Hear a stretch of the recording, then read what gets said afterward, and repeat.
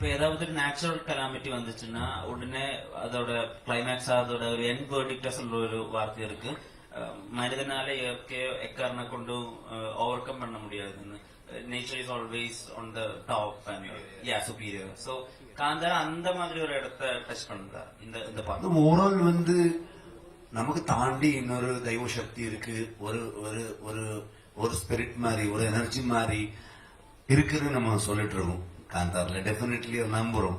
எப்படின்னு இப்போ வந்து நம்புறதுக்கு ஒரு மாதிரி இருக்கும், நம்பாத ஒருத்தருக்கு ஒரு மாதிரி இருக்கும். ஆனா வந்து ஒரு குழந்தை வந்து அப்பனை நம்புவோம், அவனுக்கு மேல இருக்கிற ஒரு அப்பான்னு அவன் எல்லாமே தெரியும், ஈஸி சூப்பர் ஹீரோ அப்படின்னு ஒரு தாட் இருக்கும் எங்களுக்கு.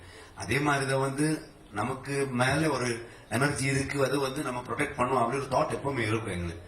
நாங்க சின்ன வயசுல நிறைய நம்பிதான் வரும். சோ டெஃபினெட்லி அதை பத்தி பேசுவோம் படத்துல. ஆனா இந்த படம் இப்போ ஏத்திஸ்ட் செக்குலர் அந்த மாதிரி ஆளுங்களும் பார்த்திருப்பீங்க இல்ல, அவங்க அப்போ அவருக்கும் மேட்டர் வச்சிருக்கோம் நம்ம. சோ அவரும் ஏதோ ஒரு விஷயத்த வந்து நம்புறாங்களே, இது நம்மளன்னா அவர் ஏதோ ஒரு விஷயத்த வந்து நம்புவாங்க. சோ அந்த நம்பிக்கை வந்து நம்பிக்கை ஒரு வருஷம் இருக்காது, ஒரு பர்ஸ்பெக்டிவ் இருக்காது.